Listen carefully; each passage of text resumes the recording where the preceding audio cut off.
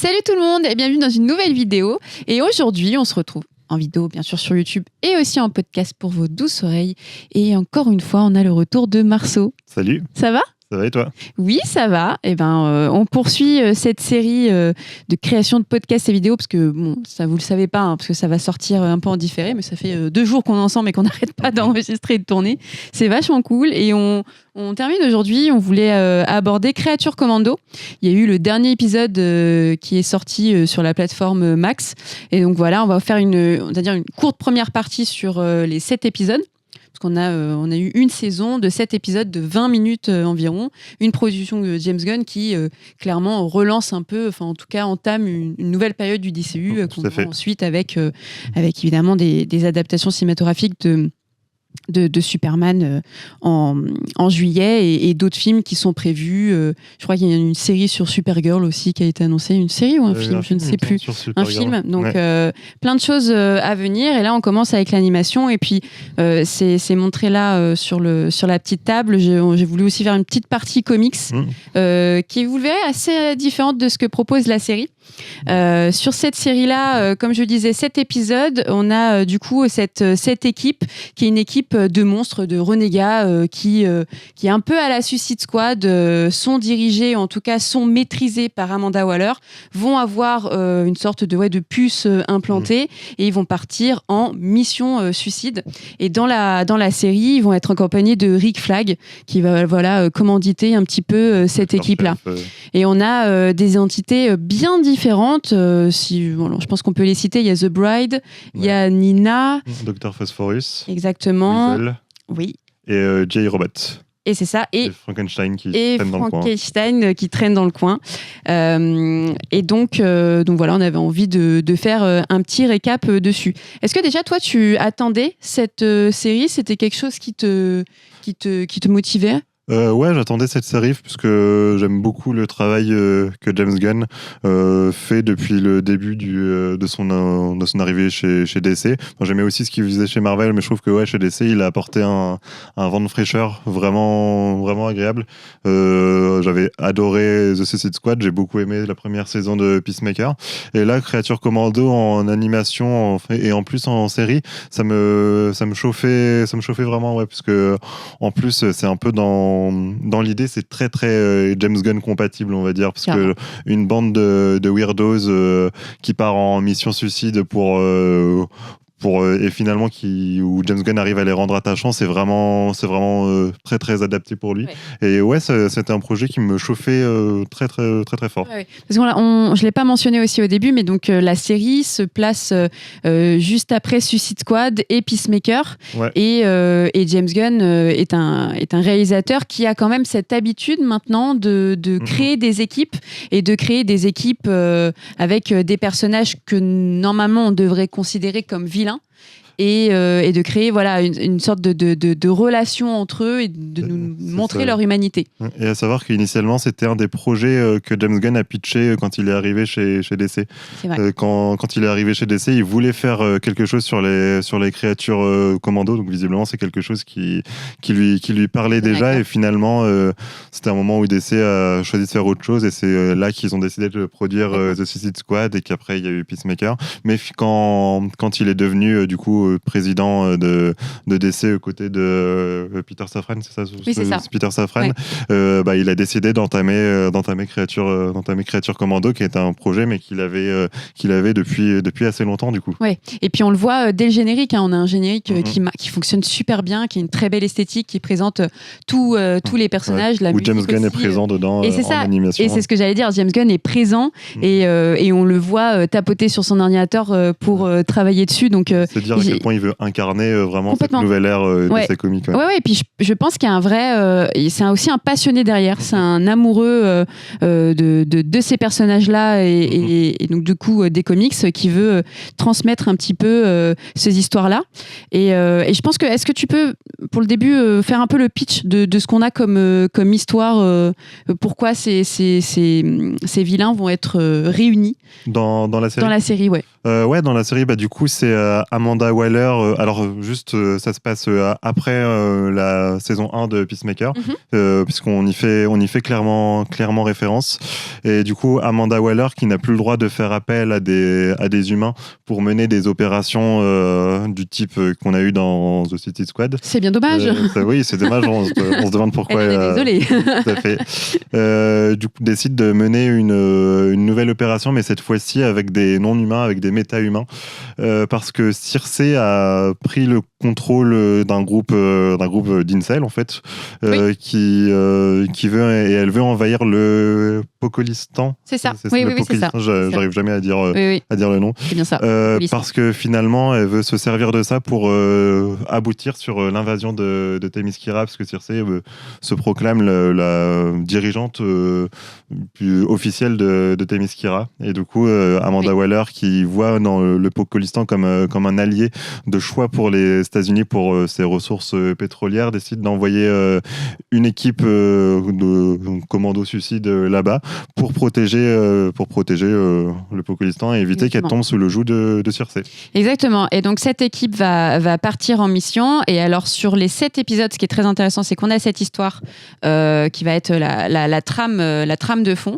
On va aussi avoir des épisodes dans le passé où chaque personnage va être un peu déconstruit, où on va avoir l'origin story, si vous voulez, de la fiancée avec Frankenstein, et aussi Frankenstein qui est quand même assez important, car il veut à tout prix retrouver sa fiancée. Donc vraiment un personnage, et vous le verrez en fin de vidéo, très différent de ce qu'on peut avoir dans les comics, que ce soit avec l'écriture de Grant Morrison ou Jeff Lemire. Et là, en l'occurrence, il veut absolument la retrouver parce que c'est la sienne. On va aussi avoir le passé de Dr. Phosphorus, donc Phosphorus. Alors, pardon, on coupe. On va aussi avoir le passé de Dr. Phosphoressus. Mais n'importe quoi. C'est quoi ? Phosphorus. Phosphorus, ok, pardon. On va aussi avoir le passé de Dr. Phosphorus. Tout à fait. Camille. Pardon. Non, mais l'autre, c'est la troll. Phosphorus. Oh là là, j'ai les lettres, elles sont à l'envers dans ma tête. Ok. On va aussi avoir le passé de Dr. Phosphorus. On va avoir vraiment, moi, ce qui m'a touchée dans tous ces épisodes, plus que le fil rouge avec le Pocolistan, c'est qu'est-ce qu'être un vilain. Et on comprend qu'au final, ils ont tous et toutes eu des traumas qui les ont emmenés dans des mauvaises directions. Pour certains, comme la belette, c'est ça, c'est Weasel. Le problème, c'est que c'est un personnage qui ne peut pas parler, donc il ne peut pas expliquer ce qui s'est vraiment passé. Origine aussi très impactante, très touchante. Et c'est aussi... assez politique. Enfin, dès le début, dès la réunion entre Rick Flag et Amanda Waller, on a des références très féministes. C'est très woke. C'est très. Quand tu parlais d'Incel avec ces groupes d'hommes qui accompagnent Circe, c'est finalement très contemporain. Ça suit vraiment la société d'aujourd'hui, et ça, c'est tellement cool de voir ça en série d'animation. Je sais pas pour toi, mais j'ai adoré. Clairement, là, on fait clairement référence au fait que les gens dont Circe a pris le contrôle, c'est un groupe d'incels qui sont clairement d'extrême droite et qui disent on peut plus rien dire à cause des woke, machin. Donc il y avait vraiment une volonté déjà de se moquer de l'extrême droite et de une opposition entre ça et ceux qui sont considérés comme les weirdos, mais qui finalement, quand on creuse un peu, sont peut-être les gentils de l'histoire. Ouais, complètement. Et puis on a aussi un épisode, c'est l'épisode 6, si je dis pas de bêtises, où The Bride et Nina se cachent dans une maison close. Et il y a aussi tout un discours, je pense, sur la condition des femmes, sur la sororité, et aussi sur l'amitié entre ces deux femmes-là qui... Tout les sépare. La fiancée a quand même ce côté un peu badass, un peu détaché, on va dire, du groupe, qui n'a pas forcément envie de se faire des amis et qui veut juste répondre à sa mission. Et elle va beaucoup évoluer. Je vais parler d'elle parce que on va tout de suite spoiler, mais elle va vite reprendre le lead de ce groupe-là. Et je sais pas pour toi, mais dès le début, j'ai senti que c'était le personnage phare du groupe. Mais de manière assez raisonnable. C'est-à-dire que je avec tous ces personnages-là, il y a quand même un bel équilibre entre ceux qui sont mis en avant, le passage d'Origin Story. Il y a aussi le super épisode avec J.I. Robot qui revient sur sa création et ce robot qui arrête pas de dire qu'il veut tuer des nazis. Enfin, on aurait aimé qu'il soit là à l'investiture de Trump. Exactement, ça aurait été un grand plaisir. Mais à la fin, on le revoit encore plus fort que jamais, donc ça fait plaisir. Mais je trouve qu'il a réussi dans l'écriture à pointer des petits éléments comme ça que tu vas avoir à la fin. Je sais pas pour toi. Ouais, tout à fait. Il y a effectivement un très bon équilibre qui a été trouvé entre tous les persos et effectivement on sent que The Bride va tout de suite prendre un peu le lead aux côtés de Rick Flag de cette équipe qui va tenir une place de choix en tout cas dans cette équipe et qu'elle est pas un personnage comme les autres. D'ailleurs comme on l'a dit, on a Frankenstein qui tourne autour et c'est un personnage qui lui est directement lié et du coup c'est vraiment elle est un espèce de fil rouge au fur et à mesure que l'intrigue avance. Ouais, complètement. On a aussi pas mal de refs dans l'univers de DC. Si je dis pas de bêtises, on est sur l'épisode 5. C'est l'épisode d'Origin Story de Dr. Phosphorus. C'est peut-être l'épisode 5 ou l'épisode de... Ouais, c'est ça. On a l'ombre de Batman qui apparaît. Donc, pour le moment, il n'y a pas eu de communiqué comme quoi on verrait ce Batman-là dans d'autres productions. On a aussi la surprise de Rick Flag qui... Comme je disais au tout début, prend le lead de ce groupe-là. En partant en enquête avec Frankenstein, parce que comme on le répète, Frankenstein va à tout prix retrouver la fiancée, ils se retrouvent tous les deux en lien pour démasquer un petit peu une histoire. Et il a le dos cassé. Moi, j'y ai vu un peu, c'est bête, mais une ref au dos de Batman qui est cassé par Bane. Et il se retrouve aussi confronté à Gueule d'Argile. Ouais. Donc c'est quand même intéressant. Alors quand je le dis comme ça, on a l'impression que c'est du fanservice, mais pas du tout. Moi, j'ai trouvé quelque chose aussi d'assez, encore une fois, d'assez subtil dans la mise en place. C'est aussi pour nous faire comprendre l'apparition de Batman, de Gueule d'Argile et tout ça. C'est aussi pour nous faire comprendre qu'on débarque dans un univers qui est déjà construit. En fait, Batman est déjà présent. Le film Superman qu'on va avoir, qui va continuer cet univers-là, ce sera pas une origin story, ce sera un film où Superman est déjà Superman.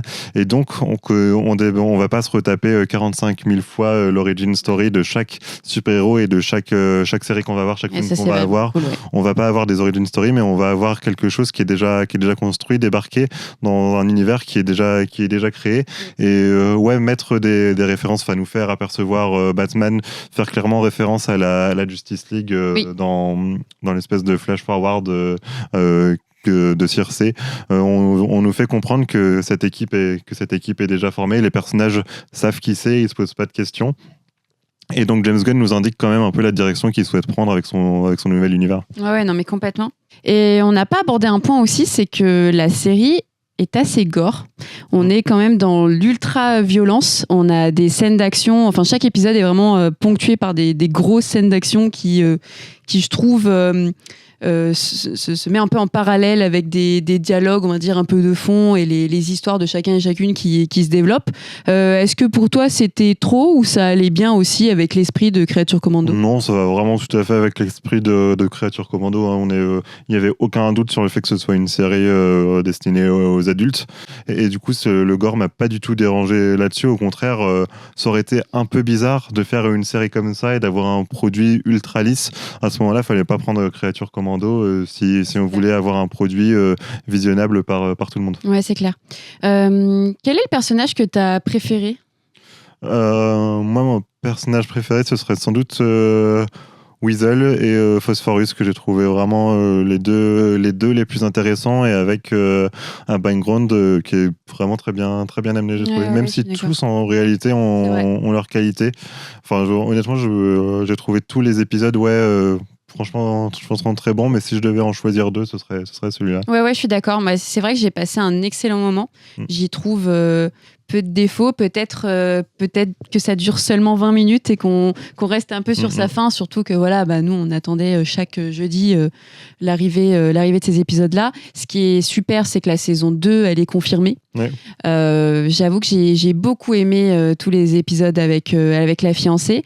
Le dernier épisode avec Nina, qui revient sur son enfance et qui du coup se retrouve empêtré dans une situation où en fait c'est assez malin parce que sur les 7 épisodes, en tout cas sur les 6, on la montre comme la gentille du groupe, la timide, la réservée, qui ne veut pas faire du mal, et c'est sur ses épaules on lui délègue la mission ultime de tuer la princesse du Pocolistan. Donc c'était assez malin de le faire, et je pense qu'on peut, si tu le veux bien, enchaîner sur la partie comics, parce que voilà, j'ai lu Créature Commando Prison Frankenstein, le tome 1 chez Urban Comics, alors qui se focus sur Frankenstein, et donc ce personnage là, pour ceux qui ont des doutes, il apparaît très rapidement dans les comics, c'est dès 1940, et il apparaît chez DC et chez Marvel.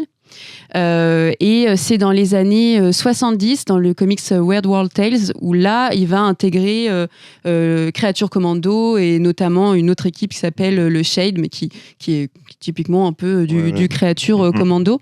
Là sur ce comics là on a des premiers numéros qui sont uniquement les titres de Grant Morrison qui se concentrent vraiment sur Frankenstein, donc on va avoir une sorte de mini épisode où il va remplir telle ou telle mission. On comprend vite qu'il est indispensable, qu'il est extrêmement fort et qu'il a un peu une référence dans le milieu, si je peux dire. Ça, c'était en 2006. Et en 2011, Jeff Lemire reprend, l'intègre du coup au Shade. Et quand il intègre cette équipe-là, Nina, c'est finalement elle qui a créé le Créature Commando. Et l'origine story qu'on voit dans la série, où elle est la petite fille, cette fille-là qui a été comment dire, transformée, c'est pas forcément le cas là dans le comics. C'est une fille à elle, c'est sa fille à elle qui a été morte, et elle a fait des expériences sur elle-même, et elle a créé d'autres monstres, des monstres qui sont enfermés dans ce qu'ils appellent le zoo. Et donc je trouvais ça malin de pas forcément copier-coller aux comics, ça reste des adaptations, et en même temps d'en garder l'essence même. Là, je vous avoue, Frankenstein est beaucoup moins creepy avec la fiancée que dans la série. Je t'avoue, tout à l'heure je disais le seul défaut, la durée, peut-être ça. C'était un peu pénible de l'entendre toujours ma fiancée, etc. Mais bon, après, ça... c'est vrai que là, j'ai été assez surprise de l'intelligence du perso qui est très intéressante. Ouais, vraiment, c'est un personnage qui est assez complexe en réalité. Complètement, ouais. Et il est bien, très très bien traité. En particulier par Jeff Lemire et Grant Morrison. Ouais, franchement, c'est un personnage. C'est une sorte d'anti-héros, finalement. Ouais, tout à fait, ouais. Mais ce qui est intéressant avec Créature Commando, le comics, en fait, c'est que c'est un pur produit du Dark Age des comics. Du coup, il débarque, l'équipe est créée en 1980, il me semble, par de Mathéis, alors qu'on est en Dark Age et on a à nouveau le droit de mettre des monstres dans les comics pendant toutes les années 50-60.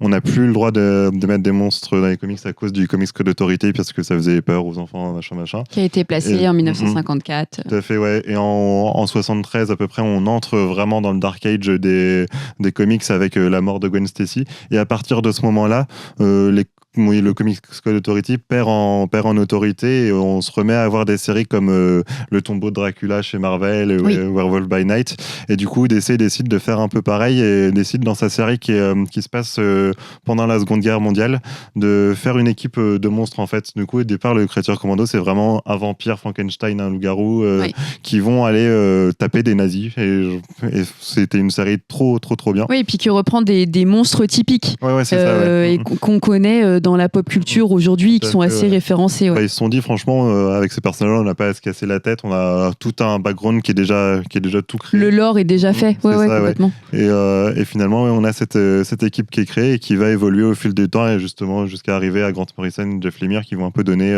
leur lettre de noblesse et leurs heures de gloire à l'équipe. Ouais, non, mais complètement. Je me plains souvent que certaines adaptations ne répond pas assez aux comics ou sont beaucoup trop différentes, mais là j'ai bien aimé que la série parte sur autre chose et propose quand même des caractérisations qui sont assez cool, et très vite, que ce soit là dans le comics ou même dans la série, un attachement au personnage. Tu le mentionnais sur tes personnages préférés, ou que ce soit sur les miens, et une envie aussi de suivre cette équipe. Et il y en a qui ont parlé que c'est un peu du copier-coller, qu'on a une Suicide Squad. Finalement, non. Parce que même si c'est des vilains et qui sont bloqués et qui sont manipulés par Amanda Waller, leur aspiration leurs quêtes, elles sont totalement différentes. Elle est assez différente. Après, je comprends la critique qu'on peut avoir une sensation de manque de renouvellement chez James Gunn, que c'est un peu une formule qu'il applique à chaque fois. Ça, je peux entendre la critique, mais et du coup, je peux comprendre les craintes qu'il y a sur Superman. Comment est-ce qu'il va traiter la question? Mais moi, j'avoue que je lui fais assez confiance du coup pour savoir changer de registre et s'adapter au personnage, en sachant que justement ça, c'est une série qui a en grande partie été écrite il y a quelques années, avant les deux principaux projets de James Gunn chez DC, et que du coup ces critiques-là de manque de renouvellement prennent une autre dimension quand on prend ça en compte, quoi. Oui, et puis on en a parlé un peu en off ce matin, il y a besoin aussi d'un vent frais. On a eu toute une période Snyder et James Gunn a peut-être un style qui est propre à lui, mais c'est ce qu'on attend aussi d'un réalisateur, c'est ce qu'on attend de sa ligne édito, et je pense aussi qu'il va pouvoir s'adapter et on voit quand même, comme on le disait au tout début, le fait qu'il apparaît dans le générique, il y a un vrai intérêt au support de base, et ça c'est très important. On n'a pas mentionné, je pense que rapidement avant de terminer, l'animation en tant que telle, qui est vraiment incroyable, qui fonctionne super bien. Qui est en partie fait par un studio français en plus, donc c'est super cool. Et c'est du taf exceptionnel, franchement, c'est très très bon. Ça prouve qu'en France, on a des animateurs de dingue et des talents assez ouf. Et franchement, ça donne très très hâte de voir une suite. Ouais, complètement. Et puis moi, j'ai hâte aussi de suivre le tome 2 de Créature Commando. Et puis, c'est marrant, on a fait aussi un autre podcast sur les plateformes de lecture en ligne, et notamment sur DC Universe Infinite, où là j'ai vu une tonne de comics sur Créature Commando, donc je pense que j'ai trouvé mon nouvel hobby du moment. Je te remercie Marceau pour ce petit débrief de Créature Commando. Voilà, vous pouvez retrouver les 7 épisodes sur Max, en espérant que la saison 2 arrive très très vite. On espère. Et puis voilà, n'hésitez pas à vous abonner, à nous mettre quelques commentaires pour avoir vos retours sur la série, et à nous suivre, que ce soit sur YouTube, en podcast, et sur le compte Instagram Comme dans ta bulle, et le nouveau compte Instagram de Marceau. Et oui, on vous mettra ça en lien. Merci, à bientôt.